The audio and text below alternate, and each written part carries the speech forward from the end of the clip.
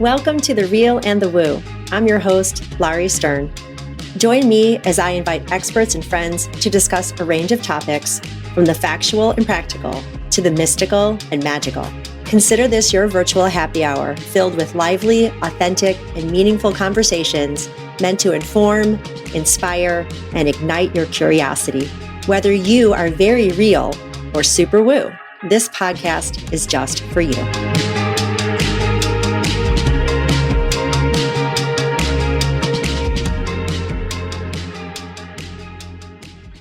Welcome to The Real and the Woo. I'm your host, Laurie Stern, and I am so excited to have Mara Smith with me because I'm a huge fan of tequila, and I was given a bottle of your tequila by a friend of mine, and it's delicious. The bottle is beautiful. The top is glass. When you put it in the freezer, it comes out, it's like frosty goodness. And when she gave me the bottle, she said, "This is a local woman, and it's a woman-owned business." And she saw you at the liquor store, the Binny's over by us. And she was so excited to give it to me. And I have to say, it is amazing. So welcome to the show. And thanks for making delicious tequila. Thank you. What a great intro. I love it. Well, thank you. So I'd love you to tell my listeners, because I want to know, like, I was looking at your website, I do a little research, but I always just like to hear straight from the owner's mouth how you got into this business and why. Oh, such a great question. How in the world did I end up in tequila? Like, I've got a set of girlfriends. We go to happy hour after we play pickle, and a number of us drink tequila. Some of us drink vodka with blue cheese olives. But I noticed on your website, you were inspired, like I was. This show was inspired by my friends. And so, like any good crew of friends, there are therapists, there are rocks, and there are inspirations. So I read that in part of your story. Go ahead. Thanks. I love that. What better way to get therapy than while you're drinking tequila? So, really, like, it goes back, I was an attorney like a million years ago at a large law firm in Chicago. Then I worked in corporate strategy. And then, my most recent job before this was as a stay-at-home mom for over 16 years. So 3 kids, staying home. I am a super consumer. We just started with I knew I wanted to start a company and it was going to be in food or beverage. Like, I'm a super consumer. I love everything in the better for you category. I have 5 brands just this week that I'm trying, from like gut powders to clean crackers. And I just love the category. So when I was thinking about ideas, I kept going back to tequila. Just like you have a number of friends who drink tequila, I've been a tequila drinker for years. And I thought I was drinking something as far as like an adult beverage, what better for you? And then I discovered that everything I was drinking contained undisclosed additives. I did not know that they put sweeteners and aspartame and things like that. And don't put it on the label, and that it could be in your tequila. Until all the big brands, generally many of the celebrity brands. And so when I found that, I was I thought this was a cleaner option. I only drink either tequila on the rocks or tequila and soda. I don't mix it in sugary cocktails. So I wanted something super approachable, but a cleaner version of the things I've been drinking. And I also noticed that so many women were telling me they're tequila drinkers. I just kept thinking, if all these women drink tequila, why do brands not focus on this consumer?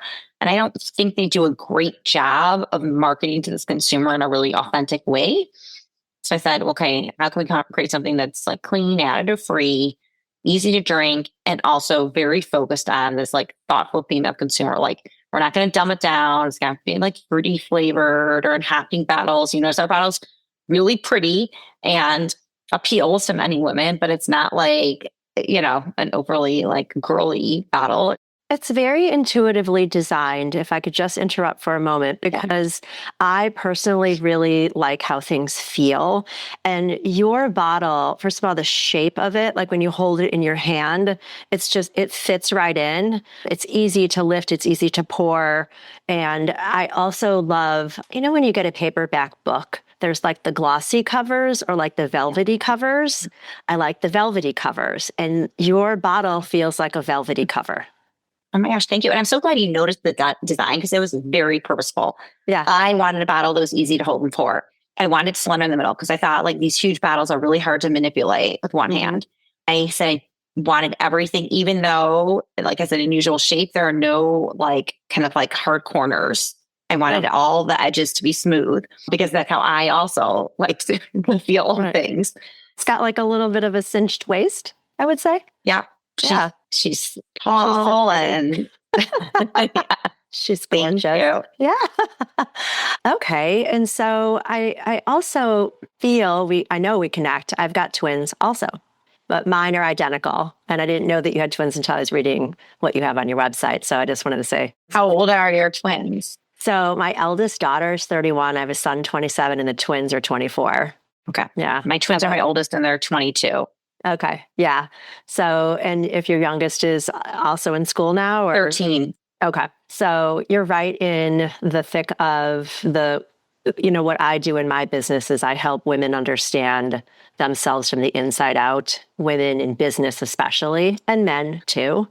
But when you led with what you used to do before your tequila, you said you were a stay-at-home mom. And you and I both know that is a CEO job that no one else can handle except moms. And I've said this story in my podcast before. I'd go to these fancy parties. My husband's a physician. And it would come around to, oh, what do you do for a living? And when I would say I'm a stay-at-home mom, you get those looks like, oh, she's not worth anything. Those dismissive assholes, right? And so I started answering, I'm a CEO of a major family business. And they're like, oh, well, what do you do? And I said, well, I'm in charge. That answer. I said, I'm in charge of scheduling, transportation, nutrition, and healthcare. And they're like, my God, that's so much. What is that? I'm like, I'm a mom. In my head, I'm like, you fucker, I mean, that looks really short. You could have added like 7 more things to the list. It's not even just transportation. No, it's like we apologize. Mental well-being. Yeah. Yeah. So I help women understand, first of all, own your light, rock what you've got. We, more than anybody, I feel moms, can leverage our experience in ways that are really transformative for the businesses we're running. And your business is newer and you're hitting it at a time when we're being asked to lead from heart versus head. So I don't know how woo-woo you get, but this is the real woo. And the astrology we're in right now, we are all asked to come from the divine feminine more than the masculine, but marry the two. And when you're running a business, when you're starting a business like you are, you have to swim with the big fish and be like a man. And we're all like, no, be like a woman because we're badass, right? So did you encounter, what kind of pushback and challenges did you encounter in any category that you'd like to share? Well, one, I think it's a great perspective of showing women how important that work is. So and I love your answer to what you do. And I'm going to, in full transparency, when I started a business, I'm like, how am I going to have any credibility? I've been a stay-at-home mom for all this time. What's this mom of 3 who now has a tequila brand? And so I often glossed over the huge part of my life that was the CEO of my home. And I'd say, oh, well, my past, I have an accounting degree and I practiced law and I was in corporate strategy. And I'd gloss over this whole huge chunk of my life. And so it took me a lot of time and reflection to actually appreciate that I honed a lot of skills as a stay-at-home mom. And you and I both know right now we're in a sandwich generation where people who are taking care of young kids still, and then also taking care of their elderly parents. And there's a lot of work that goes into that. And you've come adapted a lot of things that are very applicable to running a business. So I always tease, just like you, I had preemie twins. Me too. I can multitask the best of them, right? And here I wear a lot of hats every single day, going from, I was at a sales pitch before this, then I'm on a marketing call, then, wearing a lot of different hats, a lot of multitasking. I learned incredible efficiency, 3 kids, schedules, and most importantly, a flexibility that I did not have to have before having children, right? I could focus, here's my plan, here's what I'm getting done in my day, here's my schedule. Well, no day ever goes according to plan once you have children. And that's the same in a startup. You're constantly problem solving. What's plan B? What's plan C? Yep. So I think that was the first, honestly, major hurdle is my own mindset, because I kind of bought into what I also think society buys into. They're like, oh, well, you had this whole break. And actually, no, not a break. No, not a break. I just had really difficult bosses with very little praise and no raises. That was it was not a break. So I think really recognizing those skills and how that, I think directly correlates with being a good leader of an organization. And another piece like that's really significant is having the empathy, because I know so many people have so much going on in their lives because I have life experience. I didn't like start this from my dorm room or like getting my MBA. I'm a more seasoned entrepreneur. I had a lot of life experiences. So I think that helps me go in thinking about things, not taking things super personally. If someone doesn't respond to an email right away, or maybe I go in and they were curt with me, I always think like, I don't know what's going on in their life. Like maybe someone's sick. Maybe they had a stressful, maybe, who knows? There could be so many things going on in their lives. And I think the fact that I can approach things like that with a different level of empathy, as opposed to taking everything like, oh my gosh, like getting offended, also gives me maybe like a little bit of a different perspective that's useful. Yeah. And that's really what I'm talking about, right? So we understand, like you said, how to wear a lot of different hats and how to get along with a lot of different personalities, not only within our own home, but when your kids go to school. I was just writing a blog about this. I haven't produced it yet, but the challenge of how to deal with changing friend groups, not just with your kids, but then with us as well, and how to navigate those waters, the bestie who's no longer a bestie, whether it's for your children or yourself, and how to have those conversations and then not lose yourself in the process. That's such a huge skill set, that sense of self-worth and self-value when you're out and about in the world. And for the work that I do, my tagline is "You matter," among other things. And I say, when you understand how your wheels turn, you can drive the vehicle of your body anywhere, because my lens is the chakras. And so everything that you just said, I'm hearing it through that lens of, oh, I wonder if she does yoga. Oh, I wonder like what her spiritual practice is like, because you're bringing up so many energetic aspects that we already have within us. And the world makes us quiet them down, or we feel we need to dim them down just to get along in the world. And so I love that you lead with empathy and compassion and bring that to the negotiating table. That's huge. Thank Good you. for you. And I think I look at a very practical approach, even when you said like the friend things, like I think I'm just very much of like, okay, what makes sense? What's practical? And I think a number of things, like when I always tell my kids, like, if you have to try too hard, it's not the right group for you, and that's probably also because I am just I'm not a drama person. I don't do drama. I'm just, things have to be like easy as far as that goes. Life's hard enough. There's like plenty of things that are hard. I don't have to add that, those should be easy. And I also think you learn later that nobody's gonna be like everything. And so I think I also look at that as like, when you talk about changing friends, or as you're older, like, there are different friends for different purposes. There are like the friends who are like really fun to go out with. There are the friends who I love. They get a great taste in their shopping friends. They're the friends who are going to be your sounding boards. Like there are friends who I just love walking with because they're a good walking partner. That someone doesn't have to be like everything. And they're, friends for different like parts of your life. And so I think when you have that perspective too, that like, I'm not looking for someone, people that have to be like everything. Right. I mean, we're blessed to have a few who cover a lot of categories, but I agree. Like there's the friends that you do this with, or the friends that do that with. Yeah. And so, yeah, that's amazing. I'd love, because I want to know, this is why I do this show.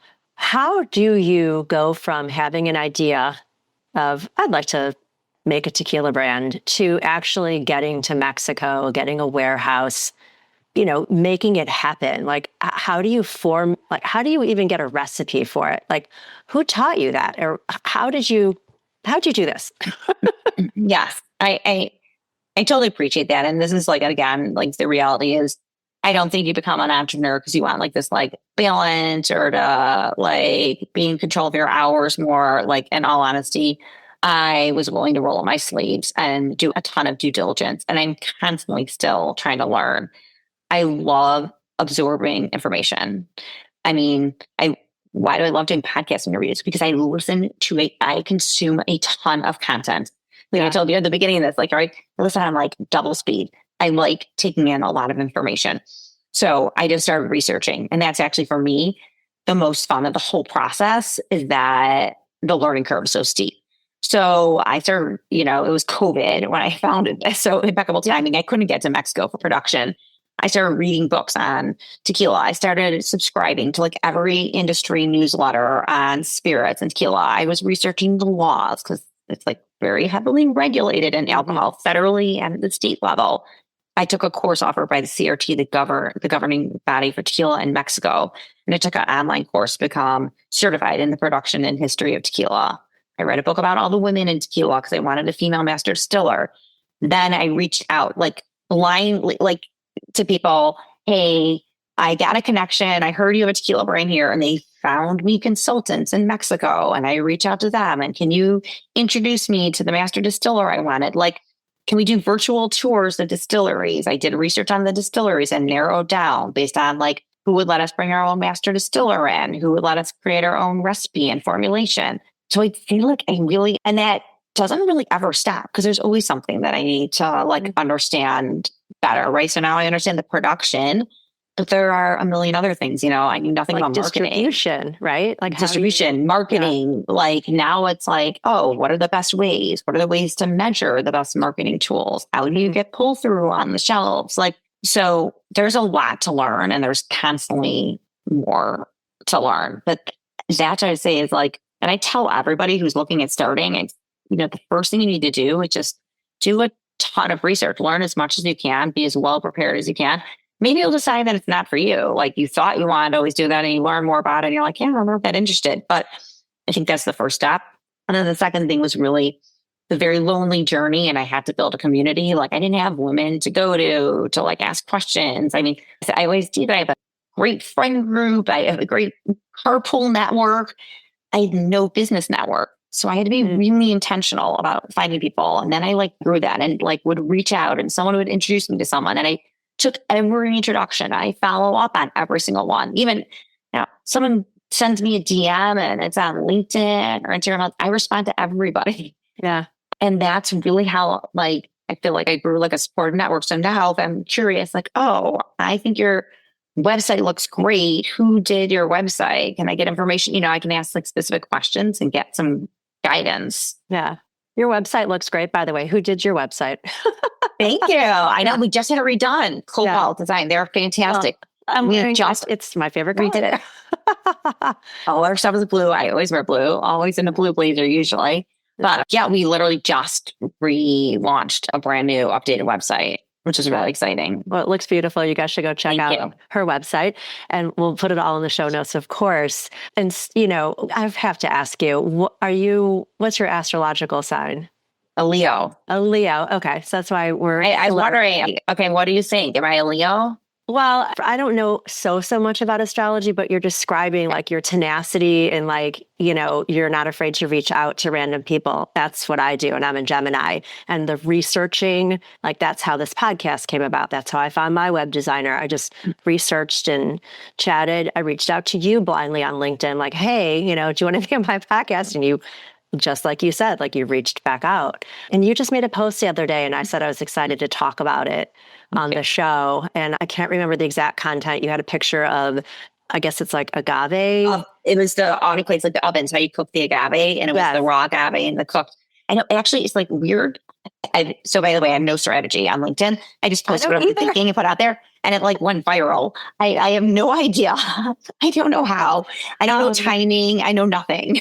Well, I think it was talking about the quality, right? Yeah. Like consumers need to understand what they're drinking. And so would you just like to expand a little more on what inspired you to make that post, for example? And you also had a post the other day. I sound like I'm a stalker, but I think LinkedIn's also kind of become like Facebook, where I don't see everything on Facebook anymore, like except 5 people. And on LinkedIn, it's a little better, but obviously we're connected. So I see your stuff. But you also had something about the investor journey, like angel investor journey. So if you want to talk about that as well, you can. Thank you. Yeah. Yeah. So I appreciate that. And by the way, I'm like stealth mode stalker. So you will not scare me away. Like when I want to see what people are doing or whatever, I'll look them up. I'll figure it out. And by the way, I think it's actually really useful because I think it's the best way to reach out to someone. If you are doing a cold outreach, I'm going to give this as my tip and advice. Like I never come in saying like, hey, can I pick your brain? I'm like, I would do exactly what you said. I love this post that you wrote about this resonated, that, or this particular marketing strategy, or you listened to on this podcast and I found this fascinating. I would love to talk to you about this and give you something specific. I think it's much harder for someone to like actually just ignore that when it's really thoughtful. So I think having good, those good research skills again and figure are really helpful if you do want to connect with someone. So the post about the agave, there are so many different layers to this, but there are a number. I'm starting with like general information. So tequila is either 100% agave tequila or the tequila that probably made you sick years ago, which is just like called tequila. It's a mixto. So it's like 51% agave, 49% like just other sugars and junk. So right now there are lawsuits against some major brands saying that even though they say 100% agave on their label, they are not. They've tested them and they're saying they're like 33% agave or 50%, like they're not 100%. So some of them wouldn't even qualify to be a mixto tequila because you have to be 51% blue weber agave. Like tequila, it's like champagne. It has to be done in appellation of origin, has to be done within certain regions of Mexico, within 5 different states. Almost all tequila comes out of Jalisco, Mexico. So there's this lawsuit. And what I was trying to explain in that post is like, when you see how much agave goes into making like not a huge amount, it was like 2 full huge ovens, 50 like kilos of agave, huge agaves in each one, how labor intensive, how long it takes. You can understand why some bigger corporations would want to like speed the process up and become more efficient by like cutting corners, because it is a very labor intensive and it also requires a ton of like supplies and agave.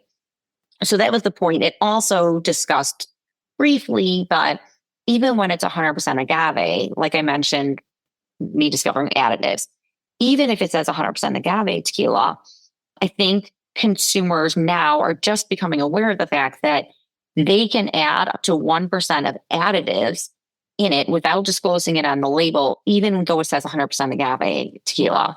So you can add sweeteners, and they can add like highly concentrated industrial strength sweeteners. So maybe it's less than 1%, but it definitely impacts the taste profile because they're like these concentrated sweeteners. So even the brands that are at 100% agave, to make it, let's say you want to make it more quickly or have a consistent taste profile each time, there are ways to do it again and speed up the process. Maybe not use mature agave. Like the ovens that I showed full were like all like mature, big agave. Maybe use less mature agave, or you basically have to doctor the taste profile to make it taste like how you want it to taste by using things they added. Or for mouthfeel, because they didn't let it develop as long, they add glycerin for mouthfeel because they don't have a natural mouthfeel. Or they wanted to look more aged, they had coloring to make it look like it's more aged than it is. So there's a very big kind of push right now just for people that there to be transparency. So you know what you're drinking. So if there are additives, like fine, but like why is that not disclosed? Like I personally don't eat aspartame in my food that I eat. So I don't want it in what I'm drinking either. Right. Wow. But consumers are just becoming more aware of that. Okay. So, and that's why I liked your post, because it's, with the way, like just food labeling in general needs to be more transparent. We're doing away with harmful dyes. We're trying agree or disagree on who's running the agency right now. It's a good idea to just, as a consumer, be told the truth. No matter who's in the White House, right? Just tell us the truth. I want to know what I'm putting in my body. I want to know what I'm feeding my kids. I want to know what I'm drinking with my friends, right? So I love that you brought that up in your post. And also, it's interesting because I was going to say, as a tequila owner now, are you encouraged or discouraged from calling out in a post like that, for example, the actual names of the brands who are involved in the lawsuit? Maybe legally you can't, but like I could name a brand, and I'm sure you know the one I'm talking about. It was a celebrity spirit, tequila, and it got sold. And when they started bringing the bottles back after it was sold, I can't drink that anymore. I think it tastes terrible. So something changed. And this just happened with like cassava chips. There's a woman I follow on Instagram who has like serious health stuff. So she does like these 2 or 3 ingredient kinds of things. And she called out, I guess, the cassava chip she was eating was bought by some big company. And they changed the label very quietly. So it's not like 100% of what it was. Just like what you're saying about tequila. Now it's like the dust of the cassava versus like the whole cassava. But if you don't take time to read it and it tastes the same, you think it's the same. And then you wonder why you feel like crap. Right. No, I think that's a good point. I mean, I could call out, but I don't, because everyone, should eat and drink what they like. So if that's the brand they like, I feel like there are very big platforms. There are tequila influencers. There are people talking about all the time who always call out these brands. And we're talking about one in particular, but like there's like a lot. I mean, we're talking about like 75% of tequila brands use additives, right? So I personally, that's not like, I feel like my place. And I actually think the reason that post resonated so much, because I was kind of shocked at like the comments and the responses and reposts, was because I didn't go at it like bringing like negativity and calling out players or even self-promoting. My husband looked after us. Like, you never mentioned Inspiro Tequila. Like, you didn't even have the name of the company in the post. Yeah. And he didn't. And I didn't think about it when I did it, because I said I have really no strategy. But I think it was just because I was just providing like information. Like, here's my perspective. Here's information. Like, you may not have an idea of like how much time and effort is an extremely labor intensive process. It's very different than coming up with like a vodka or neutral grain spirit. Like, every tequila has a different taste profile. Like, there's so much that goes into the process when you do it like the right way. And that's what I wanted to highlight. And I was more saying like, you can kind of get it why big brands, if you have to like churn out tons and tons, maybe that's why this would just be like too much to do and not like cost efficient for them. But I think in some of them, a lot of people DM me afterwards and like, you should really call out our specific like distilleries that make it. I'm like, I don't need to do that, but I probably will do some more posts that are hinting at it a little more about who these players could be. Right. Well, from a mom standpoint too, I mean, what do we try to tell our kids? If you don't have something nice to say, don't say anything at all.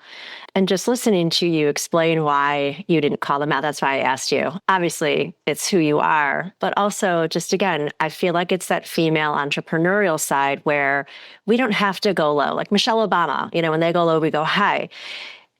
I mean, I would have, if my husband had told me, hey, you didn't mention the name of your brand, I might have added it and said, oh, by the way, I'm the founder of my tequila brand. And again, like, you didn't have to self-promote at all. So that's funny. But I love that you stay in a higher vibration and compete from there versus getting down in the dirt with the pigs, because, I'm sure your grandpa or your dad, rest their soul over there on my side, because the pigs like to get dirty. Like, you're not going to win a wrestling match with a pig because they like to get dirty. So just take that for what it's worth. I think that's a really great thing that you did. And obviously you were rewarded for it from the reposts and all that.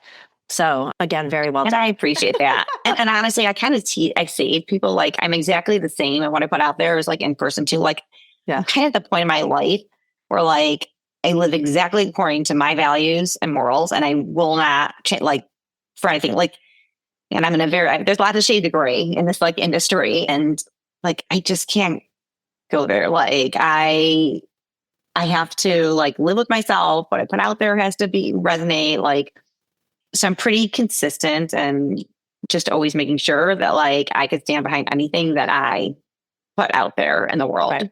Okay, so I wanted to ask you about the health of tequila. So, true or false, and maybe you don't know, a few years ago, one of my friends said something about how tequila is healthier than vodka, let's say, from an alkaline or a base standpoint, like how it converts in our body is better for us scientifically. Does that ring true for you, or does that sound familiar? I don't know. And what I will say is this, because I'm a former attorney, I made no health claims about it. Yeah. So I know the one, right? We know it's plant-based. Right. I think there are some people who have a better experience when they drink. Like, the funny thing is I personally switched from drinking vodka sodas to tequila soda. And that is because I don't know why the rhyme or reason, but vodka had this very strange phenomena of waking me up in the middle of the night. Yes.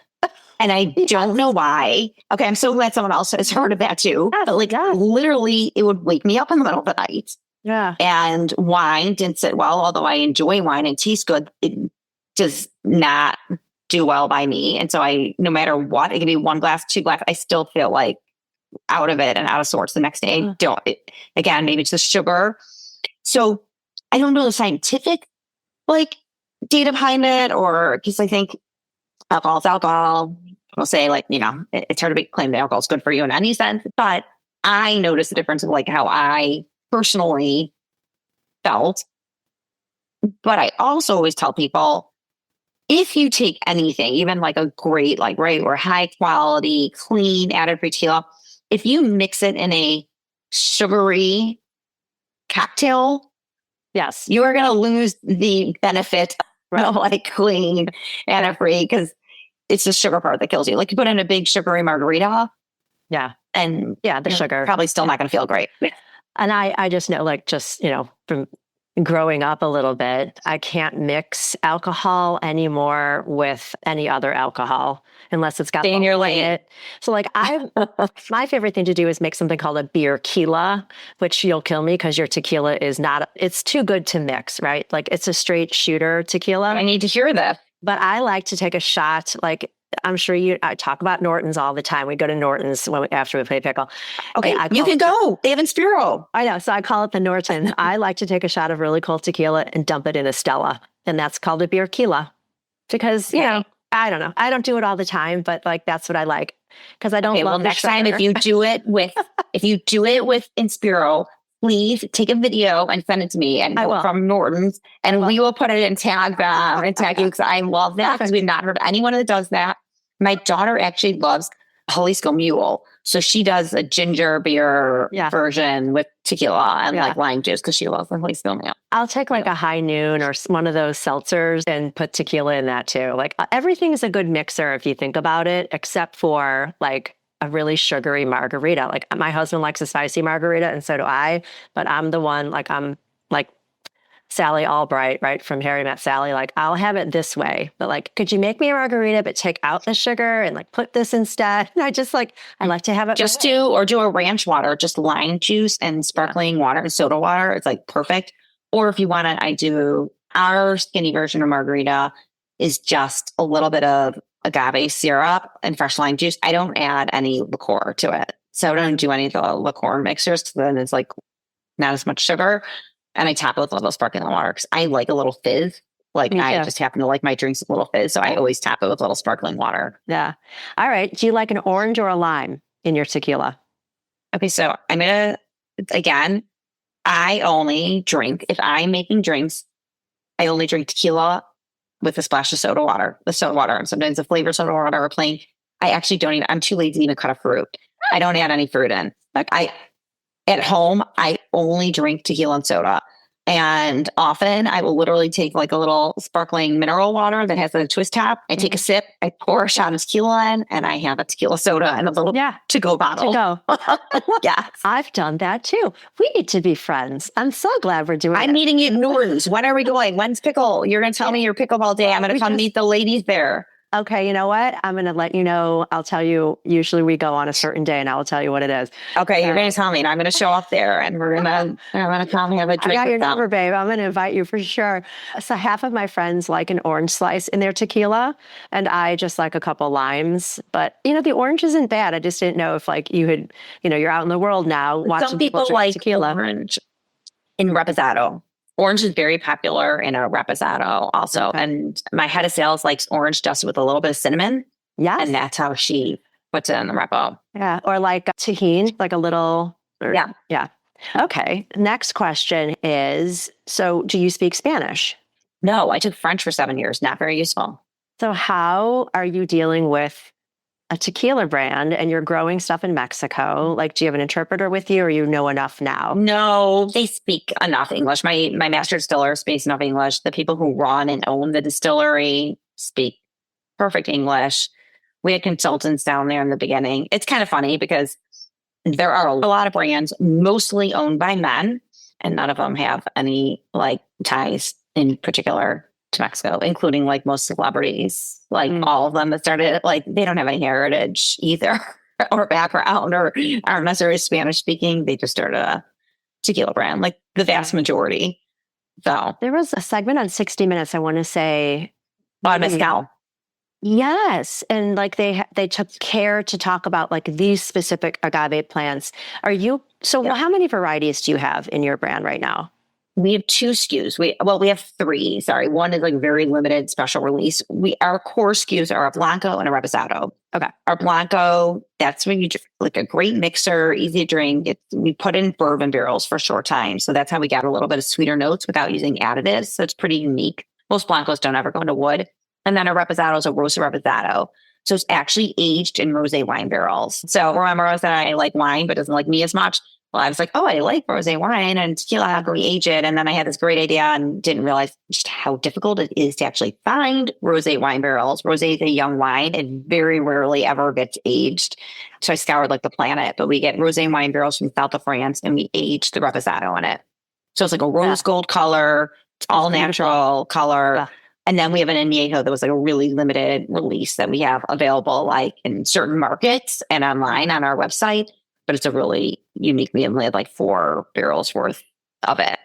But mezcal is a little bit different in that you can use a lot of different types of agave plant. Tequila can only be made. So like tequila is a form of mezcal. Mezcal is not all tequila though, because tequila can only be made of blue Weber agave.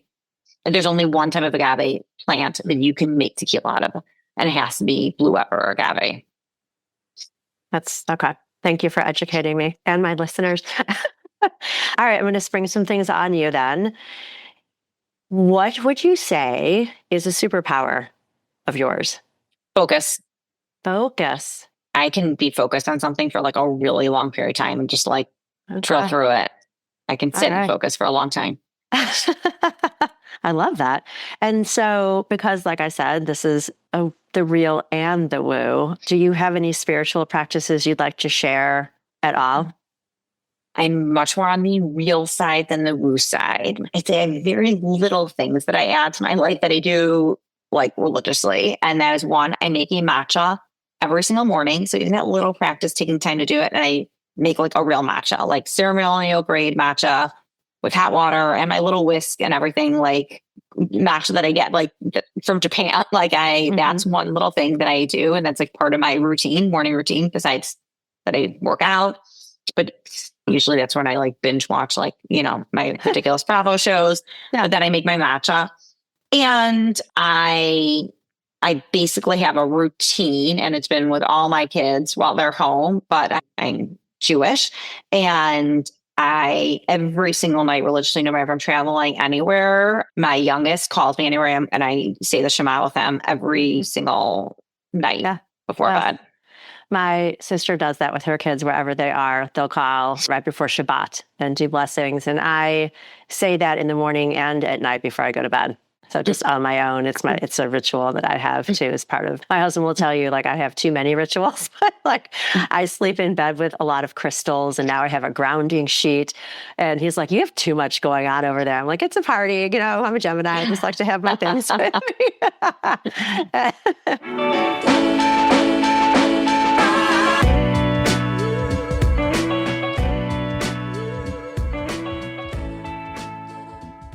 So, Mara Smith, in this moment, what is bringing you joy? My kids always bring me joy. Like, I feel like seeing them doing well, that I live by like my mother-in-law's motto, like you're only as happy as your unhappiest child. So if everyone's in a good place, I'm doing well. Okay. Wow. I'm going to get to that in just a second. So I have this segment because I imagine a world that incorporates joy every day. And, we're old enough to remember the news, weather, and traffic that comes. And it still does at 5 minutes to the hour. And just imagine if Al Roker on the Today Show would say, news, weather, traffic, and joy, and would just have a segment where somebody's talking about what's bringing them joy. So it's a muscle, I feel like, especially for women, we forget we have every right to possess. Like we're allowed to feel joy. We come in with joy. Like it's the highest vibration, like love. And people forget it takes practice, just like anything else, to remind ourselves that we're made to live in joy without apologizing for it. And it sounds really foreign to some people. So thank you for sharing that. That's a good reminder. It is a good reminder. Thank you. And your answer, I'm just going to say I'm going to mom on you for just a second, just because this is my business kicking in. That statement is universal. However, and this is why I'm going to caution you, and I'm so glad you said this, especially because, like you mentioned, the sandwich generation, right? So we are, of course, as empathetic beings and souls, upset when the people around us are upset. But if you're only as happy as your most unhappy child, you are giving your children way too much power for your own happiness. And I'm not saying you're doing anything wrong. I just want you to think about it. Your children, our children, this as a mom, when do they wig out the most? They wig out the most when they have no structure. They have too much power, like that pocket of space between, the ending of camp and the beginning of school, or right when school is going to end and camp starts. So that all that unstructured time, which is a gift, they just lose their minds. And we need to remember they really do well with boundaries, right? But if your unhappiest child is bringing you down with them, it's like the lifeguard who jumps in without his own life vest. How is that helpful, right? So stay in your joy and your power. Be upset when your kid's upset, but don't let that color your entire existence. And I'm not saying you do that, but there are a lot of people that do. And yeah, I could see that. Yeah. I think as women, we take on that. It could be anyone in my house. Like, right. Like I take on, if someone feels the stress, like I take it on. They don't take on my stress and feel, but like, it's like, it weighs on me. Like my husband, my kids, if my mom's worried about it, like everyone, like it, like it weighs on you. So I think that's a really good lesson. And then I'm going to say change one thing that brings me joy. I love to walk. So anytime I can get walking in, that is truly my happy place. Yes. So I started scheduling actually like on the weekends, because during the week I'm too busy and running around and I don't get to catch up with friends. I feel like, especially running a business, I have not been great at following up. So I schedule like 2 to 3 walks per day on Saturday and Sunday with different people. So I'm like, I feel great. I get my steps in, and then I'm also going to see friends. Yeah. Yeah. Well, that's wonderful, because then you have your therapy session, you have your steps in, like you said, and it's a really good way to also just get into your own mindfulness practices when you walk alone, like the matcha. I love the visual of that ritual. My daughter loves matcha. Do you know Marlena from the spice shop up here? No. Love that spice. But does she have good matcha? Oh my God. So she was on my podcast. Well, I call her Magic Marlena. She owns a spice shop called Love That Spice. And she only does her own stuff. She makes her own salts. I have a tea that she made for me for the Real and the Woo listeners. So if you go in there and order the tea, I'm blanking right now of what it's called, but you can go get a discount on my tea there. Okay, I'm putting it down right now. Yeah, if you mention it. And she, I believe, has matcha. And it's probably ceremonial. She's got ceremonial cacao. She's the real deal. She grinds her own spices. She only buys, legit organic stuff. She's fascinating. Okay. And when you meet her, I was just over there. Yesterday. Yeah. It's right near Norton's.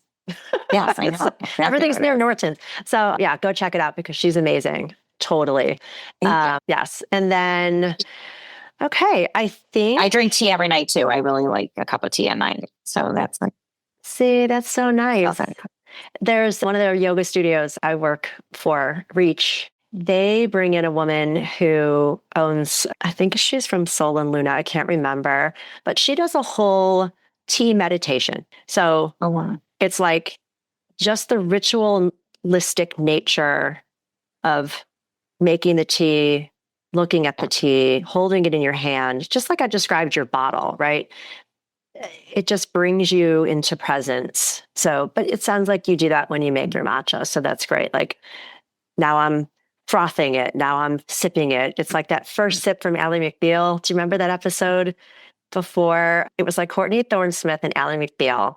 I forgot who Courtney Thorne-Smith played, but she had gone to Starbucks to get her coffee and she was about to drink it. And Ally McBeal's no. And she brought it up to her lips and had her smell it and taste the foam. It was very sexual in nature. If you look at the scene, but it's a pretty iconic scene. So Oh, that's so Yeah. funny. Yeah. I feel like that's the one thing I don't rush through. So I feel like I give myself like the Exactly. 5 minutes. Yes. Exactly. Well, it takes 5 minutes, right? So I like to ask people this question a lot because they might not think that they're doing anything spiritual, but in fact they are. So it's not that you have to meditate on a mountaintop or take 45 yoga classes. It's anything that just brings you into the present moment. And sometimes in our day, all we have is 3 minutes, right? So that's wonderful that you cultivate that and build that into your schedule because especially as busy as you are, you need that time for sure. And I need the caffeine. And you need the caffeine. Yeah. Is there anything else you'd like to explain about your business or more about your story? I'm not sure we touched on everything, or I don't know. I just think I think you made a really good point about moms out of like the traditional workforce. I'm going back in. I hope, like honestly, my kind of my biggest mission is that I inspire other women that it's not too late to either make a pivot or re-enter. I think it's like often very daunting. Like, what do I do next? And you don't have to start a tequila company. That's like crazy talk. But just that, if you're willing to put in work and research and effort and see what it is, like there are so many things you can do. And looking at those possibilities and just having your eyes open to them. Because I think we often don't. I mean, I never thought I was going to be an entrepreneur. I was like, heads down. Like I studied accounting, got my CPA, went to law school, went to a big law firm, like went to big corporation. Like it was not looking, I wanted like stability and like what's a stable, well-paying job, pay off my loans, things like that. I was not looking at like what kind of startup would I do later. But I think having your eyes open to like all the different types of possibilities and things you can do, hopefully will make women see that there's like still, a lot out there that they can do and contribute. Well, we are multifaceted beings after all. And before I let you go, I would be remiss if I didn't ask you to tell the story of how you got the name of your tequila, because I know there's part of it on your website, but I think it's a sweet story. So I'd love you to share. Thank you. Everything was really intentional about the brand, from the bottle that we talked about to the liquid inside. And when I was thinking about names, I wanted something that did have some ties to, Mexico. So Inspiro is the Spanish word for inspired. And the company's named in honor of my inspirations, my grandmother and my mother. I guess they gave me some like ridiculous confidence to believe I could do anything. My grandmother was the matriarch of our family, a Holocaust survivor who came here with very little education and built like an amazing family and was my main caregiver. I mean, with my mom worked full time, always growing up. So my grandmother really took care of me and had a major impact on my life. And my mom, who was a force to be reckoned with, and also born in a DP camp in Germany after the war and came here and is an amazing advocate for many causes. And I think I just saw these like powerhouse women who made me believe, like I studied all mathematical subjects. And at the time when I did that, I didn't realize till later, I'm like, oh yeah, actually, I don't think there were really many girls in my like math classes and stuff like that. And I didn't even notice at the time. And then I started in, engineering in college and then moved over to like accounting, but kind of never occurred to me that like, oh, women don't go into those professions. So I think having those women who gave me that, confidence to believe that I could like do anything and compete at any level, had a significant impact. It made me think that I could, be this mom who returns to the workforce and starts a tequila company. Yeah, that's great. We connect on that. I was a secondary math education major when I left school, and I started in accounting, but math was my thing. And there weren't a whole ton of girls in there at all. And my mom had to go to work. Mm-hmm. My parents got divorced when I was 6. So I was basically raised, grandma, sisters, friends like that. So I think I know the tenacity that I possess definitely came from my mom and my grandma, 100%. So thank you for sharing that story. And please we're kindred spirits. We're going to be having drinks. I know. We're going to be drinking all day and walking all day. Tell everybody how to find your brand and website and all that stuff. Yeah. So Inspiro Tequila, you can find us locally. We're in like 10 states, depending on where you're listening from. And if you're here in Illinois, we're in Benny's, Whole Foods, Jewel-Osco. So find us locally. Check out our new great website, inspirotequila.com. You can find us on all the social media platforms at Inspiro Tequila, and then connect with me because my jam is LinkedIn, and I love connecting with people and share most of the story there and my story. So Mara Smith on LinkedIn. Yeah. All right. Thank you. Thank you so much for joining me. And this is so much fun. And from everybody over here, my dog just left. Oh no, she's back. From me to you. Thank you for taking the time to be on the show today with me. Thank you so much. Thank you. It was a pleasure.